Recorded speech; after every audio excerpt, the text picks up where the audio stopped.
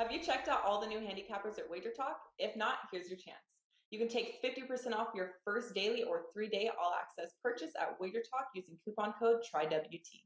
Our new roster of experts is 30 deep, covering sports from all around the world, giving you tons of options to choose from. All you have to do to redeem this offer is go to WagerTalk.com, choose a handicapper of your choice, and use coupon code TRYWT at checkout, saving 50% on your first purchase.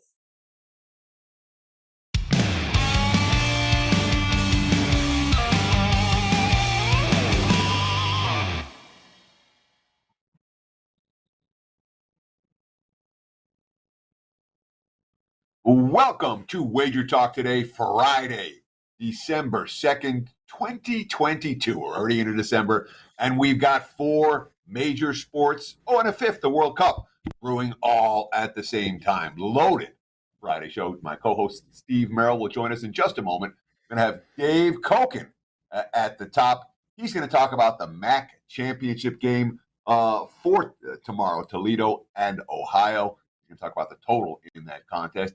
Also, the biggest game in college basketball this season, certainly for tonight, the Zags and the Bears, Gonzaga Baylor. He's going to break down, and he'll talk some NHL as well, the Predators and the Islanders. After Dave, we're going to go to Ralph Michaels. He's going to talk also some Akron and Buffalo. That's a 1 p.m. Eastern time kick, so a bonus for live viewers. He's going to talk the Pac-12 championship game tonight, the Utes and USC. And one in the NBA for this evening, the Nuggets and the Hawks.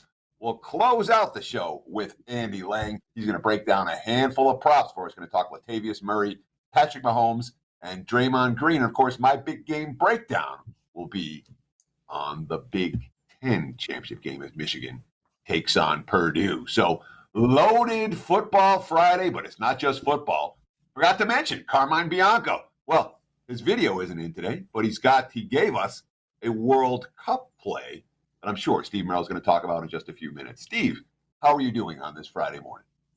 Yeah, sorry I was running a couple of minutes late. I was channeling my inner Carmine Teddy covers so I could talk World Cup here in a little bit, and we will definitely have some World Cup info for you, some football with all the American football as well that you mentioned. And looking forward, by the way, to hear what your take is on your Michigan Wolverines in that big game breakdown. Let's bring in Dave Cokin, though. I want to get Dave's take, as always, on some weekend action. Mr. Dave Cokin, of course, on WagerTalk.com. Dave, how's your week been going, and what you looking at this week in a big card on WagerTalk.com? Well, 1-0 in December. I had a small play yesterday in hockey, and it won. So we'll see if they can keep that going. You know, it's going pretty well. College football last week, I swept the rivalry week 5-0. And nice. College basketball has been outstanding so far. So hoping to keep it that way, hitting right around 70% on the season. It's a nice way to begin the year. And don't forget, we have a college basketball show every day at 2 o'clock Eastern, Monday through Friday right here, Wager Talk TV. And we're going to talk some college hoops, a big game with Gonzaga Baylor in a moment, also some NHL. But I want to get your thoughts, first of all, on the Akron Buffalo, the MAC championship game tonight.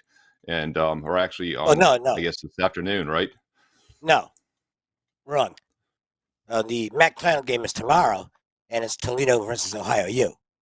Yeah, 1 o'clock Eastern. I was looking here. Right. I thought that was wrong. The Wager Talk Live Odds says Friday, and I did not think it was 1 o'clock Eastern Friday game. So correct, it is Saturday. Yeah, this is going to be my free selection this week. And I don't do this often, but I'm actually going to play a total. I am not a totals guy, but I think this adds up to a low-scoring game. The injury situation on each of these teams is definitely in play. Rourke being out for Ohio U. He's been out for a couple of weeks, but he's done for the year. The other quarterback is a run-pass option guy, but he just doesn't throw it well. So I think they're going to be run first. Toledo's also got issues in the backfield. And I think they're going to be fairly conservative in their game plan. I don't see a lot of scoring in this game. Obviously, the conditions will be better because they're playing indoors, so you don't have to worry about that MAC weeknight weather, which can be devastating. But I think you're going to see 2 conservative game plans here, and I think this game has trouble getting to 50. So even though it's been bet down a little bit to 54.5, I think the under is in play here, and it is a selection for me this week. So I want to ask you this because certainly Ohio U's been clicking offensively in recent weeks, even after the QB concerns. And Toledo, the offense comes and goes, but they certainly have playmakers. They've got guys that can create quick strike touchdowns on that offense. Hasn't happened with any consistency. But No. you're worried at all about recent offensive improvements for the Bobcats and or the Rockets' ability to score quick strike TD? Well, you always ask me if I'm worried about something. Teddy, I've never had a bet yet where I'm not worried about something. So, yeah, I mean, they can score 70 points. It's a 2% play. I'm not exactly loading up on this. But I think the elements point to the under. I think the game planning will be on the let's not do anything stupid side. It means vanilla game plans, and those usually produce lower scoring games. It's Mr. Dave Cokin, WagerTalk.com. And Dave, you're obviously very good in college football, but you love your college basketball as well. And we've got a good one tonight at 8 o'clock Eastern in South Dakota. Neutral court, Gonzaga and Baylor, both 5-2. A little surprising they both have 2 losses this point in the season. Gonzaga's been a huge money burner. They've gone 1-5 ATS their last 6 games after their opening cover against North Florida. Is this a team that's still overrated in the betting markets, or they get back on track tonight? No, I think they are. I don't know that they're being overrated anymore because this line now is cheaper than it would have been a couple of weeks ago. But they're just not playing very good basketball. Their spacing on offense has been not real good. I wrote something else down. I'm going to be 70 next month, so I forget stuff now. Not forcing turnovers. Their defense is allowing teams to get down the court and get decent shots. And if you look at the shot quality numbers, they're actually lucky to have a winning record right now. Now, the talent is still there. So Gonzaga is certainly capable of getting things right starting here. But right now, even though they're coming off a really bad game, I think Baylor's a slightly better team here. I'm not going to play it, but I would have to lean Baylor on the current form. Gonzaga just not playing to the level we're used to seeing out of this team. It's not like Baylor's in great form either. They just got No, bombed at Marquette. They had the loss to UVA, to Virginia, where they allowed, 60% shooting from the Cavaliers. Are you worried at all about the defensive deficiencies for the Bears in recent contests, or is that just a blip on the radar? They're a good defense. Yeah, if Gonzaga gets their offense together, they're still a top 10 team. I mean, they ought to be a top 10 team on paper, but they're not playing like it. So, I think it's a game that goes to the wire. I lean to the Bear side in the game. Not a play, though. I'm not playing anything in college basketball today, by the way, so this is just another opinion. So we got a little college football, college basketball, and let's look at a little NHL. Prez is not here today, so we have to talk some hockey with you, Dave, and we'll look at Nashville and Islanders. There's just 3 games tonight. Islanders, the home favorite here against Nashville, 7:30 Eastern. What you doing in this one? Well, it came a little higher than I hoped for, so I'll probably stay out of it. But I like the Islanders side here. Should have an edge. It's probably going to be Lincoln in goal for Nashville. Sorokin for the Islanders. That's an edge for the home team. Islanders had last night off. They're coming off a disappointing game, so I think they'll be ready to play tonight. Nashville, off a dramatic win last night, tied the game. They led 2-0. Blew that. Fell behind 3-2. Tied the game with 10 seconds to go. And then won it in overtime against the hottest team in the league, the Devils. So, with no rest coming out of that one, I don't think it's a great spot with Nashville. The odds makers and the market also have that opinion, and they priced the Islanders high enough to scare me off the game in all likelihood. But if you're looking for a little action tonight, I would go Islanders. It's a favorable spot for them. Look at the spot for the New York Islanders in NHL action for Friday night. Dave Cokin, great stuff. Always appreciate your take. What do you have to promote over at WagerTalk.com this weekend? You talked about your excellence in college football last week, the 5-0 sweep. You talked about your hot college hoop start. But I know you don't have any college hoops up available for the clients. What do you have, and what do you want to promote? I might have nothing today, actually. But the postseason is coming. And I'll let Ralph talk more about this so we don't beat you over the head with it. We have a package set up where you get all of Ralph's plays and all of my plays in the postseason for one low price. And the numbers we've put up over the past 5 years have been sensational in college football in the bowl games. In fact, I'm 19-6 the last 2 seasons. I'll let Ralph fill in all the blanks. Take advantage. It's a terrific offer, and I think you'll be really happy with the results. It's Dave Cokin, WagerTalk.com, and they do have a great 2-for-1 bowl special. We'll talk a little bit more with Ralph Michaels, who's coming up in just a moment. Thanks, Dave. Always great to see you. Good luck this weekend. And Teddy, before we get to Ralph Michaels, we had one NFL game last night. We had one NBA game, had a handful of college basketball. Did you learn anything? That NBA game was interesting. It's always interesting when you have a good-sized dog and it goes to overtime. Oh, it's never interesting when you have a good-sized dog and it goes to overtime. So I have a buddy back in Michigan. I talk about him on the show sometimes because he knows everything about gambling. He's been gambling his whole life. He's pretty good at it, except for that he never actually makes any money with it. He always walks away a loser. Even when he's a short-term winner, he ends up losing it back in the long term. So he's no sports betting savant, that's for sure.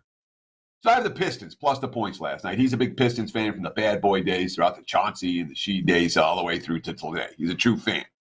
So I get the Pistons, and I owed him a phone call. I gave him a quick call. Detroit's winning outright in the second half. I wasn't thinking. This guy can mush anything. All right.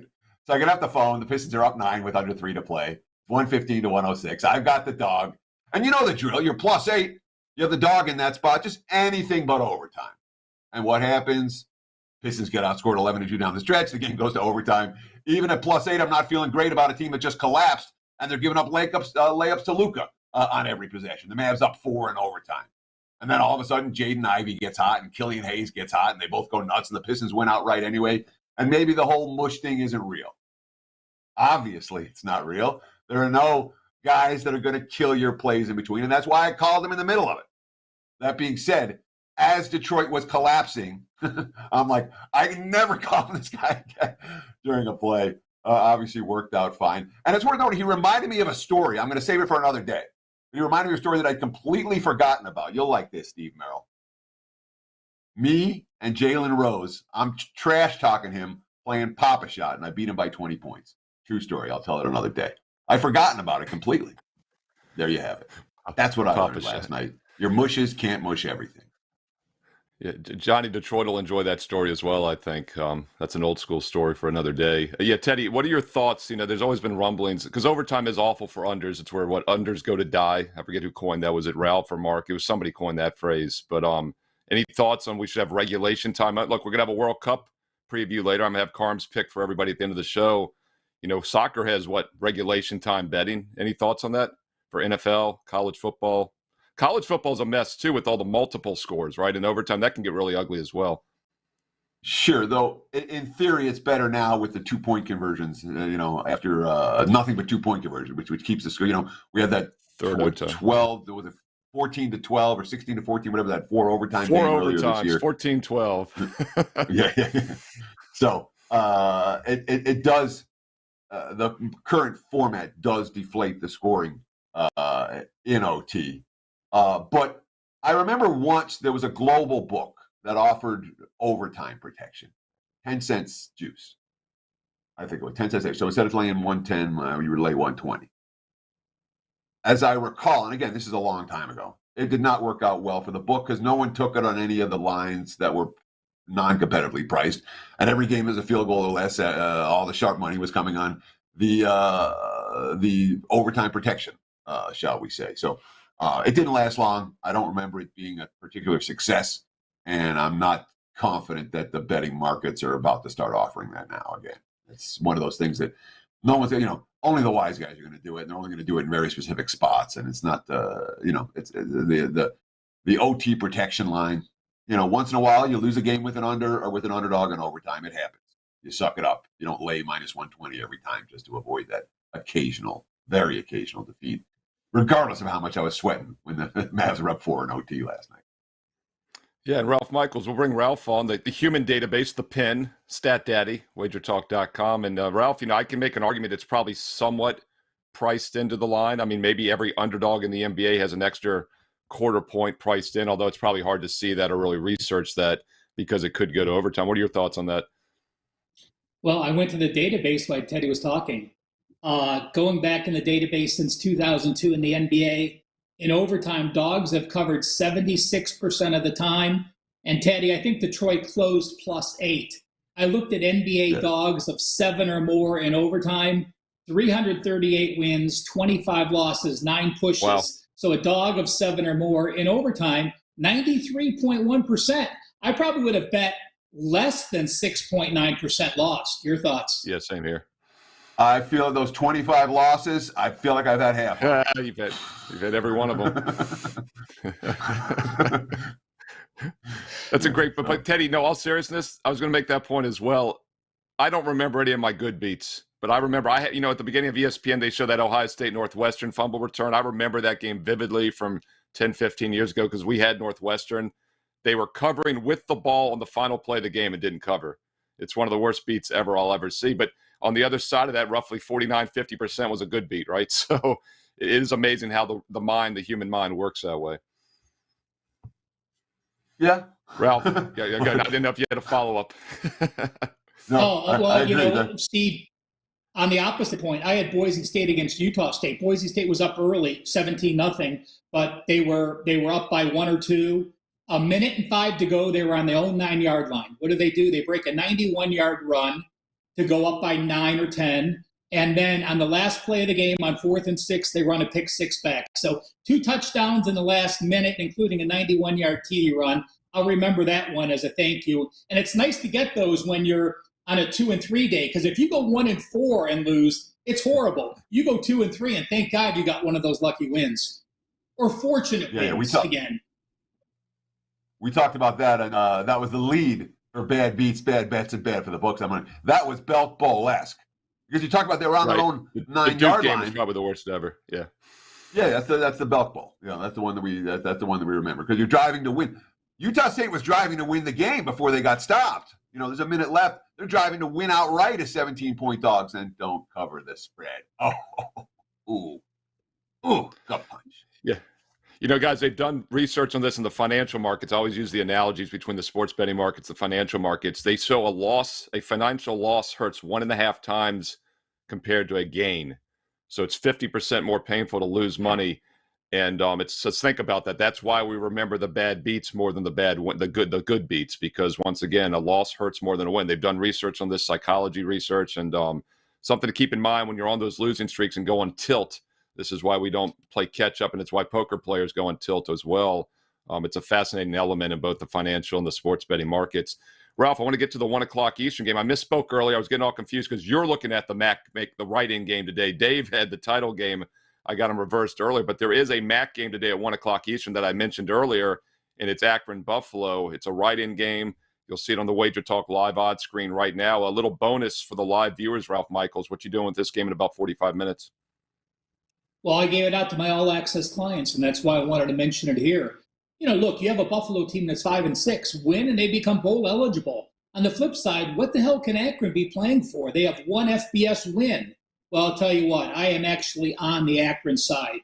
5-6 teams with 5 wins and 6 losses that need to win the final game of the regular season to become bowl eligible have only covered 44% of the time when at home. If they are a small dog of 2 or less or a favorite, those teams have only covered 39.5%. You have pressure on this home team like Buffalo, and all they got to do is win. It doesn't matter if they win double digits. Akron, yes, they're off their first FBS win and an upset in their last game, but I've watched this Akron team numerous times. They used to fold like a fajita when they got down. Not anymore under first-year head Joe Moorhead. They are a different team coming out of the second half, even if they are down. And how about this for a 2-win Akron team against a 5-win Buffalo team? In MAC action, in conference play, the Zips might be 1-6, but they're plus 44 yards per game. Why are they 1-6? Because they were minus 11 turnovers. The Bulls are 4-3 in action.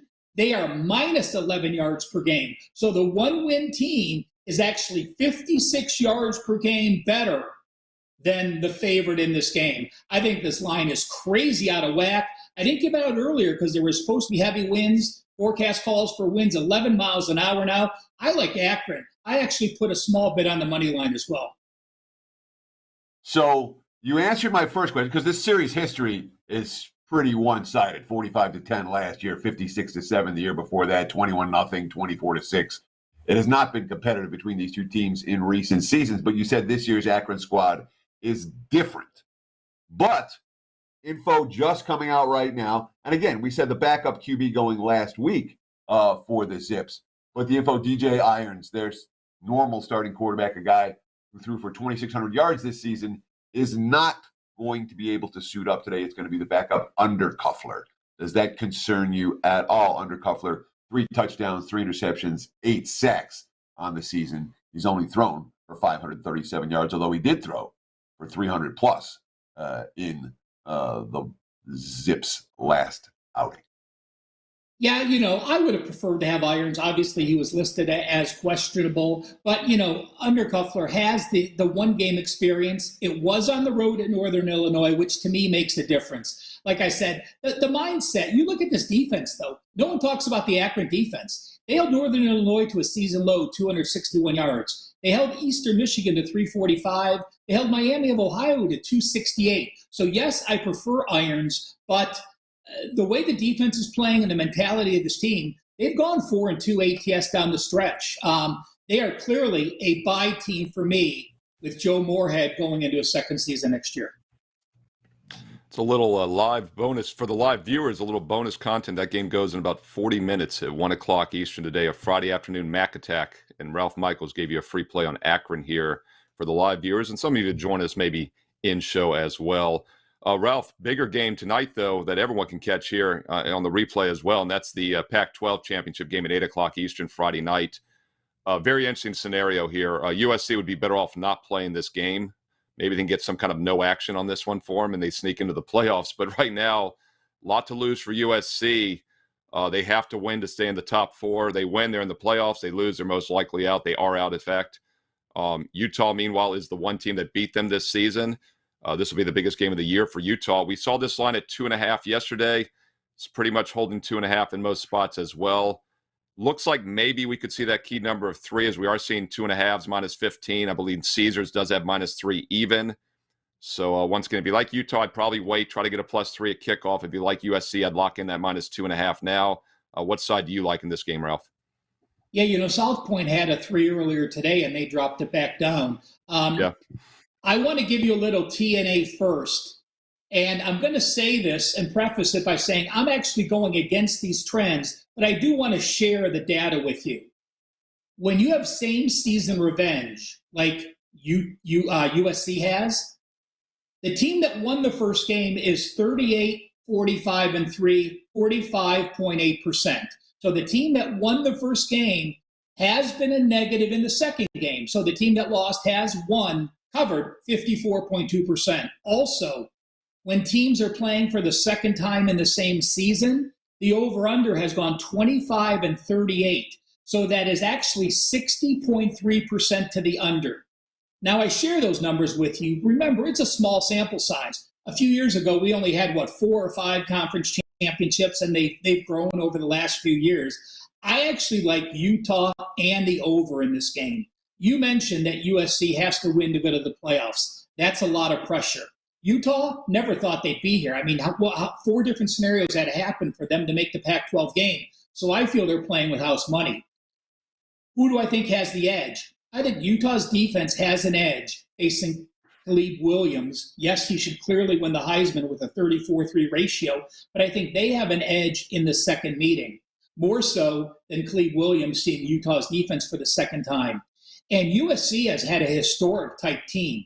Their defense has been horrific, but why do they only have 1 loss? They're plus 22 turnovers this year. The next best team is Duke plus 14. They are 8 turnovers better than the number 2 team in college football. But when I look at the defense, USC is number 78.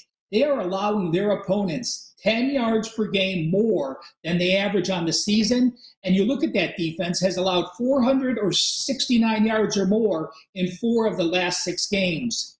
Yes, Utah allowed USC 556 yards, but that was coming after that UCLA game when they were on the field for 70 plays. And the Utah defense, number 12 in the country, holding foes to 81 yards per game under their average. Utah's been here, 5 of the last 6 years? They know this venue. They know how to win this game. USC playing with pressure. I'll take the relaxed dog in a high-scoring game. So, looking at the drive charts from the first meeting, touchdown, touchdown, touchdown, downs, touchdown, touchdown, fumble, punt, touchdown, touchdown, touchdown, end of game to close it out. It was clearly a scenario where who had the ball last was going to win. All right. Neither defense was consistently getting stops. You're saying you don't expect either defense to consistently necessarily get stops tonight. You like the over again. Isn't this a scenario once again where maybe the side is the last team with the ball is going to win? Or do you think the Utes have a legit edge? Well, again, I'm going to take defense in this situation. And yes, you can say Utah got thrashed in the first game, but I have more faith in Whittingham getting his defense ready in the second game. So again, these did not make my cards. While the Akron play made my card and the NBA we're going to talk about, I did not bet these games. I just have a significant lean in them, Teddy. So, yeah, obviously I am concerned that USC can move the ball on them. That's why it's not a play, and that's why I didn't bet them. But if you have to ask me which side I lean with, it's clearly the Utes and the over. So, Ralph, you gave us a couple college football Friday games. You gave us an NBA game here in a moment. Just a quick reminder, you will be on college basketball today with me and Dave Cokin at 2 o'clock Eastern to talk a lot of college hoops. You've also got a 5% NFL best bet on your page right now. So talking some college hoops, about to talk NBA, but Ralph covers it all. And also, Ralph, you got a bonus NBA free play on your page right now as well between your Cleveland Cavaliers and Tony Mejia's Orlando Magic tonight. But we're going to talk a different game, Denver Nuggets, Atlanta Hawks. What you looking in this one? I like Denver. Denver's off on a 4-game straight up an ATS win streak. And yes, it was against the sister of the Poors, an overmatched Clippers team, OKC and Houston twice. But what I do like is that they are covering those games by almost 7 points per game on average. Atlanta off a big win. Prior to their win against Orlando, they were 1-6 ATS. What happened that they beat Orlando like they did? Well, they shot a number 2 season high. They shot 54%, and I don't expect them to do it again.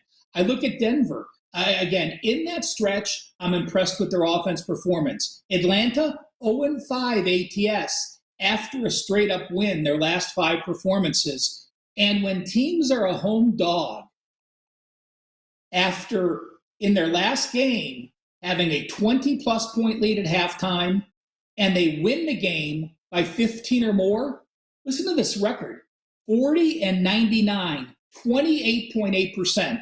So you played your previous game, you had a huge lead at the halftime, you weren't challenged because you at least won by 15, and now you're a home dog. Those teams that have gone through the motions in the second half have not bounced back well. And if those teams have more than 1 day rest, they've gone 2-17, 15% over the last 4 years. So the situation, the system is not the reason I played the game. It just made the game a little stronger for me in my mind. So Atlanta off a big halftime lead, ended up winning by 15 or more with rest, a situation that I like to fade, and it's that game tonight.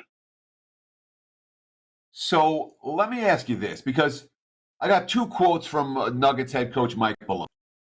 The first one, these are both after their win over the Rockets in their last contest. Malone, quote, "I said to the coaches at halftime, I'm more nervous now being up, whatever we were up, than I was before the game." They were up, I think, 27 at halftime. Quote, "I know this team. I've seen it time and time again. It's frustrating." Talking about the inability to play 2 strong halves. He said playing only 1 strong half, not good enough. But here's the other quote from Malone. This is the Nuggets team that's now 14-7. I think they're the second seed in the West right now, just a half game behind Phoenix or a game behind Phoenix. Quote, when the schedule came out in August, I knew getting through October and November was going to be a challenge. And that was if we were fully healthy, which we're not. So it's really remarkable for us to be where we're at. And to me, that quote smells a little fat and happy. And the fact that Denver has had struggles putting together 4 quarters of solid basketball, and the coach is harping on it, tells me that maybe the road chalk role might not be the role that we want the Nuggets in. What do you think of that? I'm just curious. I mean, they're 5-3 straight up in ATS on the road as a small dog or a favorite. So to me, they've handled it thus far. I think it's trying to keep them level-headed. Listen, there's a lot of teams that are going to beat OKC, the Clippers team that they put on the court now in Houston twice, and they're going to go 4-0 straight up, and many of them are going to go 4-0 ATS. So I think it's more of, let's not get cocky that we've shot 57 and 53% the last 2 games, and we've held foes to 46 and 42% because we played the Houston Rockets at home back-to-back games. So to me, it's more just let's keep level-headed. Let's not let our guys get too, as Marco would say, fat and sassy, and just keep them into this game and keep them focused. Remember, they're not going to look past Atlanta. Yeah, they crushed them last year when they came here, but this Atlanta team has 5 guys listed as game time decisions. So, who knows if Collins goes or Holiday goes or Hunter. Hunter's averaging 31 minutes per game. Collins is averaging 31 minutes. Holiday's averaging 17. Jalen Johnson's averaging 13. They might have a couple of those guys. They might have all of them. They might have none of them. So I like the line where it is. If any of these guys sit out, I think it's an added bonus. That's Ralph Michaels. And if you'd like more NBA talk, don't forget NBA tip-off today, 4:15 Eastern. It's going to be Rob Vino, Tony Mejia, and Andy Lang, who will be on a few minutes with us as well. NBA show, 4 o'clock Eastern. College basketball, 2 o'clock Eastern. Myself, Ralph Michaels, and Dave Cokin today, along with Joe Ranieri. And Ralph, you've got a big NFL 5% play. I want to know about that, but also about that huge bowl 2-for-1 special. You got that bowl special package with Dave Cokin as well. Well, 70.5% is a good week. 70.5% is a good month. My NFL this year, 43-18, 70.5%, a 15-3, 83% NFL run, and 89% on plays rated 4% and higher. It is a teaser. The 5% is a teaser this week in the NFL, just so people are aware of that. And what Dave alluded to with our special, the bowl package, Dave, 45-22, 67.2% the last 5 years in the bowls. My record, 44-20, 68.7%. We did this bowl special last year. Great success. Go to Dave's page or my page and get both of our bowls for $149. It's basically a 2-for-1 special. No other way to cut it, and that's Ralph Michaels, WagerTalk.com. Ralph will be back with Dave Cokin and myself at 2 o'clock Eastern for that college basketball show. And Teddy, we're going to take a quick commercial break. Afterwards, we're going to have Andy Lang, the prop master, in a few moments. But between that and the commercial break, I want to get your big game breakdown on your Michigan Wolverines. Will they remain focused for the Big Ten title in 30 seconds?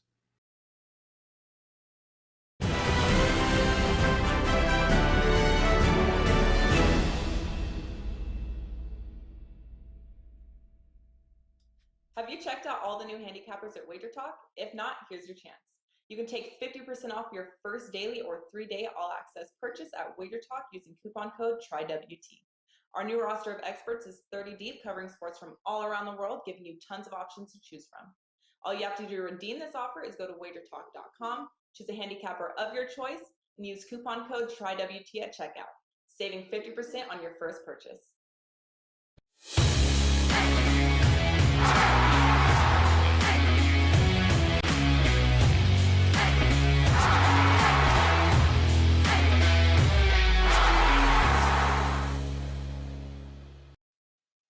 It is time for today's big game breakdown. Let's talk the Big Ten championship game, Michigan and Purdue on Saturday night from Lucas Oil Stadium in Indianapolis, Indiana. Right now, look at the WagerTalk live odds screen. It's a split line. You can take plus 17 with Purdue. You can lay minus 16.5 with Michigan. If you like the side in this game, I'd encourage you to do one or the other. I'm going to talk about the total sitting, let's call it 52 right now. Again, there is some variance in the betting markets. I cashed Michigan over the total against Ohio State last week. It was an easy call to make. I knew Harbaugh was going to pull out all the stops against that particular team offensively. The Buckeyes offense is no joke, and the series history is over every year between the two coaches. We cashed that one with room to spare. That was over last week, not this week. This week is an under game. Michigan defense showed up for the championship game last year, 42-3 against Iowa. Every quote, all the comments post Ohio State are focused on this matchup, not look what we just did, but look how much more we have to do. When you've seen Purdue, so the question is, Michigan going to show up? Defensively, they're showing up, in my opinion.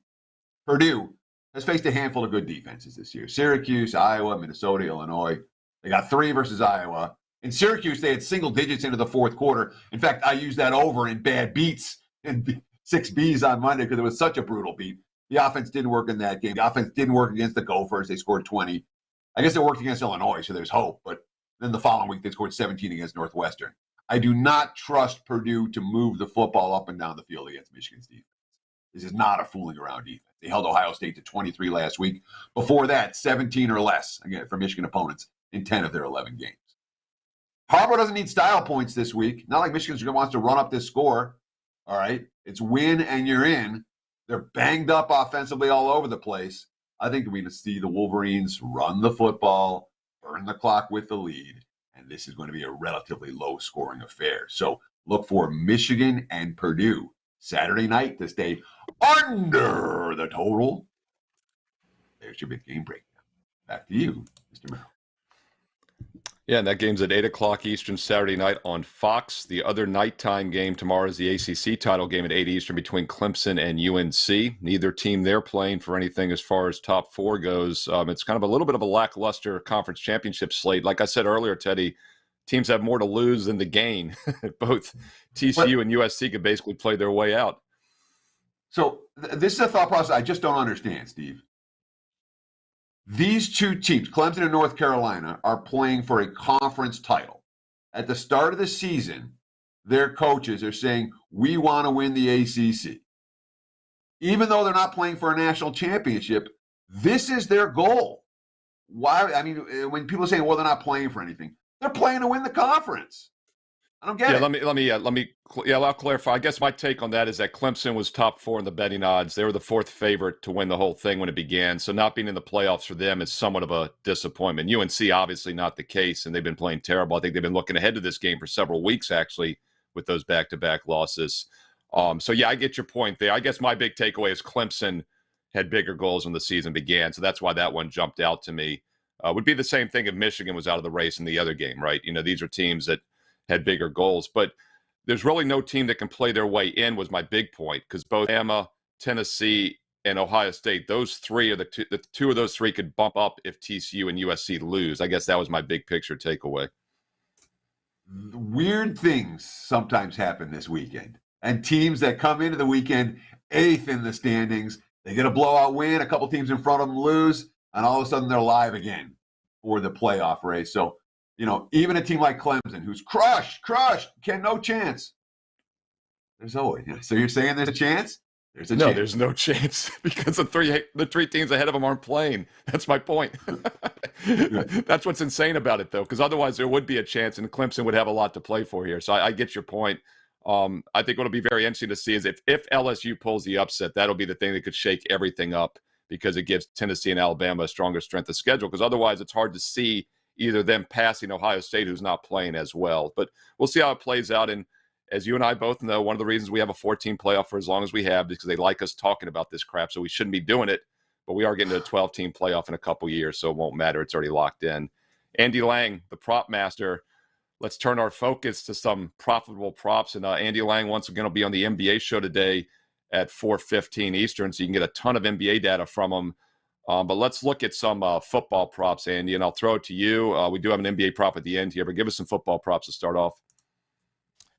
Well, we can start with an under here. We can go with Latavius Murray. I'll take him under 54.5 rushing yards. I like playing this when he's coming off a big game, but that was against Carolina. And that was in large part due to a 52-yard run, but you look at his totals, he only had 13 carries. In the previous 4 games, he averaged 3.3 yards a carry or less, and he is running up against a gauntlet this week. Baltimore this week, they've given up 40 yards per game average on the ground the last 3 games. They are the second-best rush defense this season in yards allowed per game. And breaking news, the Denver offense is bad. Pro Football Focus grades them as the 3rd worst rush offense in the league. That's barely behind the Rams and the Bucks. So this is the running game that you're getting against one of the best rush defenses in the league. Mike Boone returns to the lineup for Denver. I don't know if it's going to make a big difference, but I don't expect a lot of volume for Latavius Murray. I think he gets shut down pretty hard this week. So give me the under on Latavius Murray, 54.5 rushing yards. I'll move on to Patrick Mahomes. Big number. I was hoping this number would be under 300 yards, but the books put it at 308.5. But you know what? I'm going to take it. When the Chiefs can't run the ball or they think they can't run the ball, they just throw it. And we did this play last week. We talked about Mahomes on this show going over his passing total. That was against the Rams because their rush defense is way better than their pass defense. And I think it's the same scenario this week. If you haven't been paying attention to what DJ Reader has done to the Cincinnati Bengals defensive line, you're missing out. This guy is an absolute terror. He's healthy. And last week, they held Derrick Henry to 38 yards rushing, the Cincinnati Bengals did. But Ryan Tannehill threw the ball for 291 yards. So we see this Cincinnati secondary that's a little banged up. We see the defensive line that's getting healthier. And we've talked about how thin the Chiefs are at running backs. I think this is a green light game for Mahomes to throw the ball a lot. He's thrown for 320 yards or more in 6 straight games. I think he does it again. This could be a potential shootout with him and Joe Burrow. So give me Mahomes. It's a big number, but I think he goes over again. And finally, we'll jump to the NBA. It's kind of hard to take Draymond Green over these days, but I'm going to do it. I like what I'm seeing from the Warriors offense. They had 113 points against Dallas, which doesn't sound like a lot, but the Dallas Mavericks, they're the slowest paced team in the league. 113 is pretty decent. Before that, as a team, they scored 137, 129, and 124. So as a team, they're playing better, and Draymond's been doing much better scoring. He's gone over this total in 6 out of 7 games. He scored 12 points, 19 points, and 13 points the last 3 games. His shooting percentage is up. His attempts are up. And I like what I'm seeing from 3-pointers. He started the year 3 for 14 from threes, but he's actually 5 of 11 from threes the last 7 games. He's really rested. They haven't played since Tuesday, and he gets a great matchup against the Bulls. They give up over 23 points a game to power forwards. That's 9th worst in the NBA. So Latavius Murray under his rushing, Mahomes over his passing, and Draymond Green tonight over his points total.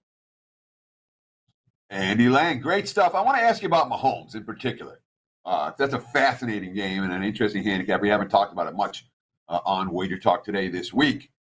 Last year in the playoffs, in an overtime game, we saw Mahomes 39 pass attempts against this Bengals defense, only 275 yards. It wasn't like they were trying to run the football a ton, but they had at least some success on the ground in that game. They did rush 24 times for $139. So it was some, I'm not going to say a balanced attack, but not a game where it was all Mahomes making plays. Obviously, since he's got a pretty good run defense, but I think they got a pretty good pass defense too. Does it worry you here with a relatively low total for a Chiefs game, for an outdoor game in December in Cincinnati to be playing overs like this, given the series history here where Cincy has shown some success against KC, again, defending the pass? I am so ready for this follow-up question, and I'm going to nerd out on you a little bit here, Teddy. So Cincinnati made an adjustment last year in the playoffs. They played a drop 8. They rushed with 4. They dropped 8 into coverage. And I have a sneaking suspicion that Andy Reid and the Chiefs saw that and knew that they needed to do something, and that something was get rid of Tyreek Hill and convince Patrick Mahomes to take what he can get short. And that's what he's been doing this year. Against drop 8, he was bottom 3 in the league last year This year, he's top 5 against that drop 8 coverage. He's taking the shorter passes. He's taking what they give him to Kelsey. He's taking Juju Smith-Schuster. Unfortunately, Hardman isn't available. I would have loved to see Hardman in this, but you're seeing Valdez-Scantling, and you're seeing some decent production from the running backs, but they don't run the ball unless they absolutely have to or unless they're milking the clock. They're fine with not running the ball. And if they do that drop 8 again, look for a very patient Mahomes to take what he can get. I expect the adjustments that the Chiefs made, or I'm sorry, the adjustments that the Bengals made last year in the playoffs, I expect the Chiefs to adjust to that. That's why I'm taking the over on Mahomes. That's Andy Lang. And if you like Diversification Nation, Andy Lang is your man at WagerTalk.com. He diversifies your portfolio with props. Women's college basketball. I thought of you, Andy, last night. I was at the William & Mary Richmond women's game. You're off to a 17-4 start in women's college hoops, which is just incredible. It's also Hammer Time, 5% NFL best bet this weekend for Andy at Wager Talk. And he'll be on the NBA show today with more props at 4:15 Eastern. Andy, what else you got going on this weekend, WagerTalk.com? Yeah, nice cash on Tulsa and women's college basketball. The biggest thing right now is the NFL 5% plays. We hit a 5% last night with the Bills' first half team total over. That's on a 13-4 run, and we have another one posted for Sunday. These have just been fantastic this year in the NFL season. So encourage everyone to go grab that. We'll be on the NBA show later. But being honest as to what's working right now, it is the NFL 5% plays, and it's women's college basketball. It's Andy Lang. Diversify your portfolio with multiple different sports player props. Andy Lang, WagerTalk.com. And Teddy, got a couple minutes left here in the show. I'm going to call my inner Carmine here. He is on his way to Vegas. He was unable to send us the actual video, but I've been channeled, my inner Carmine. Now I've got a World Cup pick for you here for Friday afternoon. This goes in about 1 hour. It's a 2 o'clock Eastern start in the knockout stage here. We're going to look at over 2.5 between Brazil and Cameroon for some World Cup action from Carmine Bianco, WagerTalk.com. And don't forget, Carm's on a 37-13 run in the NHL, 67-49 NFL. He knows his pro sports and hockey and football, but he also knows soccer, of course. Get all of his Wager Cup best bets at World Cup best bets at WagerTalk.com. And by the way, quickly, the reason he likes the over here, and I like the logic here, is Brazil has advanced. He thinks they're going to be playing some backups today, but those guys are just as talented, if not more so, than Cameroon, who has to win outright to have any chance of advancing. So they're going to have to play a very open style. That's going to probably lead to some counter goals by Brazil. And if you look at the opening line on this, it's very interesting, guys. For the tournament, Brazil was almost a 1-5 favorite. Now they're minus 270. So they don't have to win anymore. Those odds have been cut in half. But the over-unders actually dropped from 3 under to 2.5 to the over. So now that 3 goals gets the win here. So Carmine likes over 2.5 goals. Brazil, Cameroon, very open and loose game today, Friday at 2 o'clock Eastern. Teddy, that's going to do it for us this Friday. I'll be back next week co-hosting with you here Monday through Friday, noon Eastern, 9 a.m. Pacific, Wager Talk Today. Quick reminder, I will have a college football top 25 video tonight for all the big games, and also my NFL Fade the Public video on Saturday afternoon. Hit subscribe, hit the bell for instant alerts when these videos go live each and every week. Teddy, take us home. Sure, that's going to wrap it for the week here at Wager Talk Today. Like Steve said, we'll do it again on Monday, bright and early, 9 a.m. here on the left coast, noon for you. Back east, Mr. Merrill and I will break down what we just saw and what we're going to see. Between now and then, have a great weekend. Enjoy the games